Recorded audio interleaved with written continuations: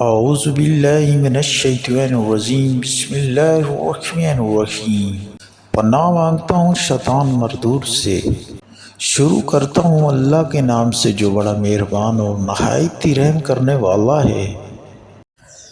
پیارے دوستو، رسول صلی اللہ علیہ وسلم نے فرمایا، تم میں سے ہر کسی کی دعا قبول ہو جاتی ہے جب تک وہ جلد بازی سے کام نہیں لیتا اور یہ کہنے نہیں لگتا کہ میں نے تو دعا مانگی تھی لیکن میری دعا قبول نہیں ہوئی۔ پیارے دوستو، جب بھی دعا مانگیں تو اس میں صبر کیا کریں۔ اللہ کا صبر سب سے افضل ہے، صبر میں اجر ہے۔ ہمیشہ انسان کو صبر آگے لے جاتا ہے، صبر سے ہر منزل آسان ہو جاتی ہے۔ انسان جب جلد بازی کرتا ہے تو جلد بازی میں سب نقصان کر بیٹھتا ہے، لہذا ہمیں اس حدیث پر غور کرنا چاہیے اور ہر کام صبر سے کرنا چاہیے۔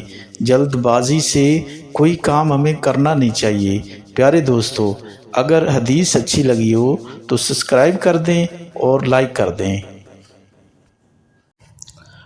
اللہ تعالیٰ قرآن پاک میں ارشاد فرماتا ہے کہ ایسے لوگوں کے لیے میں نے عذاب تیار کر رکھا ہے اور ایسے لوگوں کی توبہ قبول نہیں ہوتی جو ساری عمر گناہ کرتے ہیں اور برے کام کرتے ہیں، یہاں تک کہ جب ان میں سے کسی کو موت آ جائے تو اس وقت کہنے لگیں گے کہ اب میں توبہ کرتا ہوں۔